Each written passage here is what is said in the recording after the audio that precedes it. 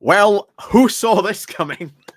So it is really today 5 years since Brexit officially. Obviously, you could count maybe since 2016, and then you could say, well, it's been over a decade since Brexit, nearly nine, yeah, nine years now. Really, I think since 2016. It seems a long time ago, but there you go. God, was it 9 years? I may be getting my maths mixed up on the fly. But yeah, obviously, 5 years really since Brexit. And you would obviously think at this moment in time, if there was any real time to celebrate Brexit, it would be this. After all, 5th anniversary of Brexit, big milestone in anything. You see companies do this. Oh, we've been around for 5 years. Excellent. Here's our 5th birthday. Oh, 5 years of this, 5 years of that. It's one of those big milestone things. So you'd think you would see a lot of, maybe big anniversaries in and around Brexit, but we haven't seen that. The newspapers are, or at least the pro-Brexit newspapers, are tearing into Starmer for not celebrating this moment. Why would you? Why would you? Brexit has been an absolute, utter disaster. We are seeing it ever more in the polls. It is becoming more and more of a disaster. Meanwhile, of course, you look at the Tories, who, bear in mind, Brexit will be and always will be their biggest albatross. And I have said before, I would not be surprised if one day, eventually, even the Tories finally flip on Brexit. Like, I don't think it's going to happen at least anytime soon, but I do think one day the Tories will flip on Brexit. I think they absolutely will do at some point in the future. When that will be, I don't know, but it's not happening anytime soon at the moment. Meanwhile, of course, there is a little spat going on between Badenoch and Patel, and especially at the moment with Priti Patel, because technically after a number of years of wandering in the wilderness, after your absolutely disastrous tenure in the Home Office, you are now back on, the sort of, you are sort of back on the front benches.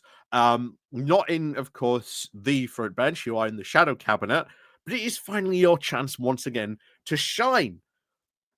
And of course, Priti Patel can't help herself. She wants to be leader of the party. She has said that multiple times. She has organized, rebelled against every single past leader we have seen while plotting to put herself in the leadership role. She ran for leadership last time and she failed. However, if you are determined to one day take that crown, well, you need to show you've really got the chops, because from what we've heard, the whole reason why she lost this time was that a lot of people remembered, of course, her bad past track record and said, well, actually, for the past couple of years, you really haven't been doing anything. You haven't been really making the headlines with the, conservative faithful, so no one was really going to vote for you. Neither were any of your fellow MPs, because they didn't really believe you had what it takes. So now, if you are Priti Patel, oh boy, you got to get out there, because one of the big criticisms against Kemi Badenoch at the moment is a terrible lack of performance, not only at PMQs, but in interviews as well. So right now, if you want to separate yourself, show how good a potential future leader you are, well, you got to do the media rounds. You got to do interviews. You've got to show how much better you would be in the spotlight than Kemi Badenoch. And oh boy, there is a spat going on today on this 5th anniversary of Brexit, which between Badenoch and Patel, and oh boy, it is this could cause even bigger ruptures further down the line, but I think you can see a lot of this where this is going to go eventually. So we'll see how this develops. But yeah, once again, all is not quiet in the Tory party, as I've been saying for a while. These civil wars that they were going to sort of big and have this big eruption to, called to peace, didn't let any of the steam out, didn't let any of the energy out. They've had their election. They've been waiting now for Kemi to perform. She hasn't performed. And the worse she comes, the worse she performs, the more they are going to seize on these opportunities. So, yeah. And trust me, I think I've said it before. I think sooner or later someone will go rogue and they will say, this is what our policy of the Conservative Party is. And at that point, Badenoch's either going to turn around and say, oh, yeah, that is our policy, or she's going to turn around and say, no, that isn't our policy. And at that point, they'll turn around and say, oh, look, Badenoch's not going to do this as a policy. So let's have a look what this spat is all about, and of course, how it is marring at least the Conservatives' attempts to celebrate 5 years, of course, of Brexit. So let's go cracking on into this, shall we? But before we do get into that, please remember to click the like, share, and subscribe button. And down below, there are links to my Patreon page, the one-off donation link called Buy Me Coffee, where you can well buy me coffee, the YouTube thank you button, and of course, as always, there's the Pony Club down below as well. So let's crack on then into this. So this comes from The Guardian, and this is unfolding news. So as I am reporting this, there are updates about this spat. So who knows? Maybe we might have to do an update video on this. But trust me, this is probably how the rest of this year is going to go, with Badenoch fighting against probably former contenders in the leadership race. So it is now 5 years to the day since the UK left the European Union. And despite some complaints from some of the pro-Brexit papers, Keir Starmer and the government are not planning anything today to mark the occasion, which is not surprising because polling suggests only 11% of the population believe that it has been a success.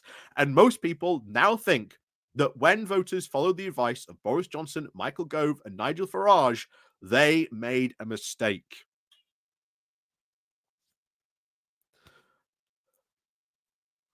Brexit, never going to go away. Albatross around the Conservative Party neck.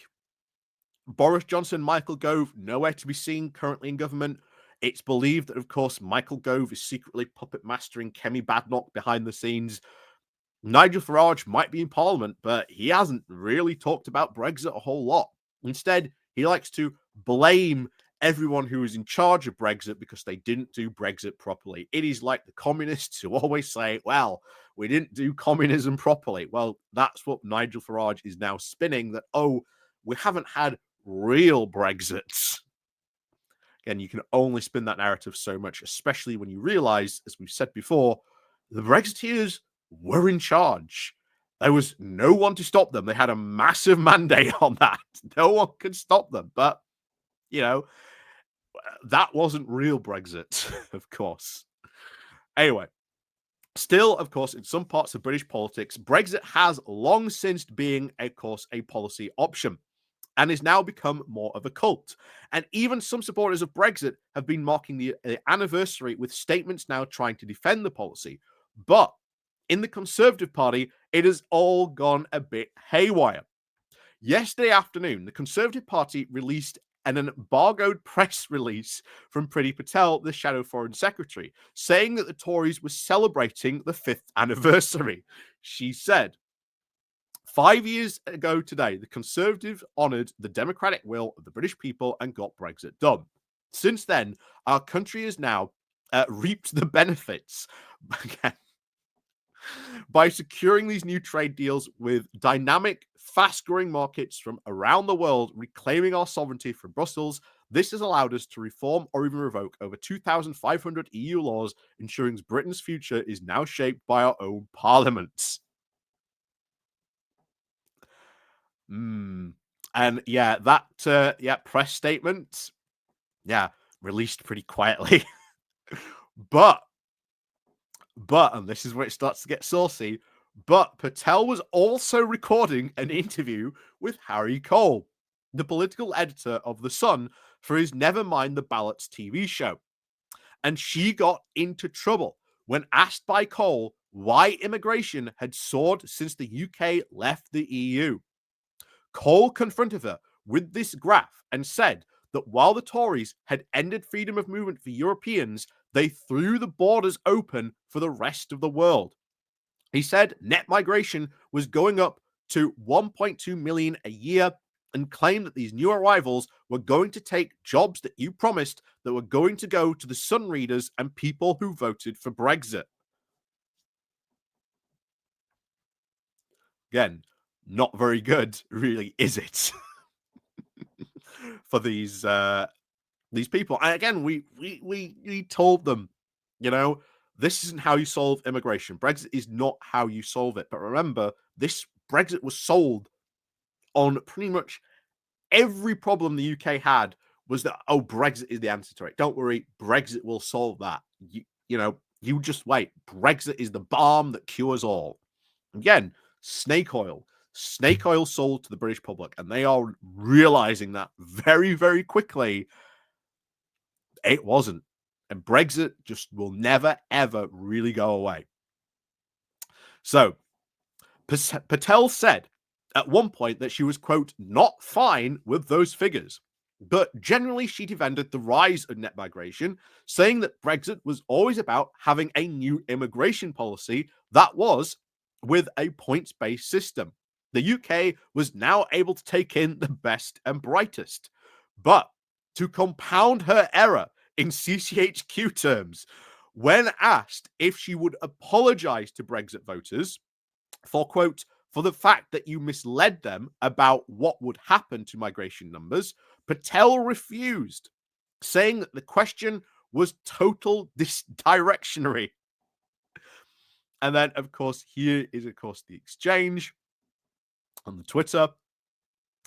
And of course, it's well worth pointing out, as they point out here, that Patel was Home Secretary for 3 of those years during this period, and of course, was concerned now to, of course, defend her record. She was right to say that while some people were voting for Brexit in 2016 for lower immigration, others were less concerned about the numbers and more interested in just having a migration system over which the UK government had full control. But we always had control over our migration system. But her line was at very much odds with Kemi Badenoch, who has been saying about the Tories' immigration policy that she was then quickly rebuked by her own leader, as Kevin Schofield reported for the Huff Post, that Badenoch's spokesperson then issued a statement effectively saying that Patel was wrong. As Kemi said, when she was committed now to a hard cap on visas in November, under her Conservative leadership, the party will then tell the truth about the mistakes we made. While the last Conservative government may have tried to control the numbers, we did not deliver. Patel then also ended up having to issue a clarification on a statement on social media that was almost as embarrassing as Peter Mandelson's recent kowtow. So it is not a very happy Brexit day so far in Toryland. What a surprise. What a surprise. I don't think there's been any further update, at least as far as I know. Let me check.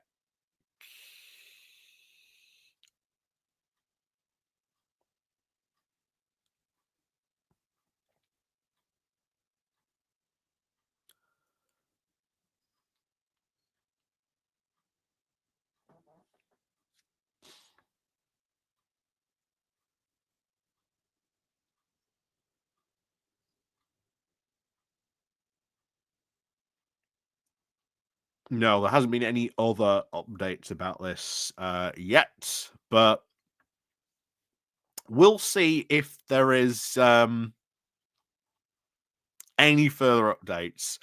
But trust me, this spat, I think, could have a lot more implications. Because you've got to remember, a lot of these people who were still managed to survive, of course, the Starmageddon.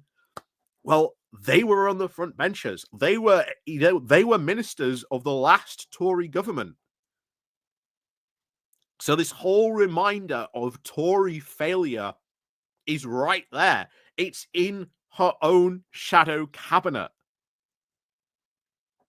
And you are going to get spats like this constantly flare up because you cannot be Kemi Badenoch saying, we got everything wrong, but Why someone like Priti Patel, who even to Conservatives is considered an abject failure for when she was in charge of the Home Office, why is she there? Why is she your shadow Home Office person? Doesn't exactly, you know, tell a good story about this new direction that you're going to be taking the Conservative Party in when you've got people like Priti Patel in your shadow cabinet. So who knows? But I think this will happen for the rest of the year. I think you're going to see more and more of this stuff. That you're going to see more and spats like this. Someone will release something, someone will release something else, and yeah, this is how I think this year will go. And I think eventually, maybe you might see some fun fireworks throughout the year. But will anything big happen? Who knows? Will Kemi Badenoch survive the year? I think she will do. But oh boy, is she going to take an absolute bruising this year. Not only not from like other parties, but from her own party, because they are, a popularity is already falling off a cliff edge. You've got the May elections, or at least when we think those May elections are going to happen, local elections coming up. That is going to be incredibly bruising for the party as well. Next year, you've got the Senate and Scottish parliamentary elections coming up as well. That is going to be very bruising for them as well. So there's a lot of things happening that are just not going to go her way. And time and time again, Badenoch has shown she cannot perform under pressure. She's terrible in interviews. She doesn't give very good speeches.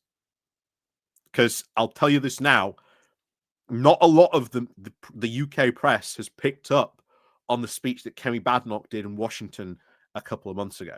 And that was incredibly cringy. Incredibly cringy. A lot of Conservatives did and found it very cringy, hence why they don't like to talk about it either. But a lot of the UK press just ignored it. But methinks that speech might one day come back to haunt Badenoch in some way, shape, or form. Who knows? But as always, thank you very much for watching. Let me know what you think down below. Do you think there's going to be more spats this year? I absolutely do think there's going to be as well. I think at some point, Robert Jerrick will put the boot in at some point. It's inevitable. Mel Stride, well, hey, at the moment, according to the polls, he's like the most popular, shadow cabinet minister. Who knows? Maybe Mel Stride will do something very comical. I doubt he'll go slipping on any banana peels, but anything from our comedy candidate to make things just a bit more fun. So, as always, thank you very much for watching, and of course, as always, we'll see you all next time.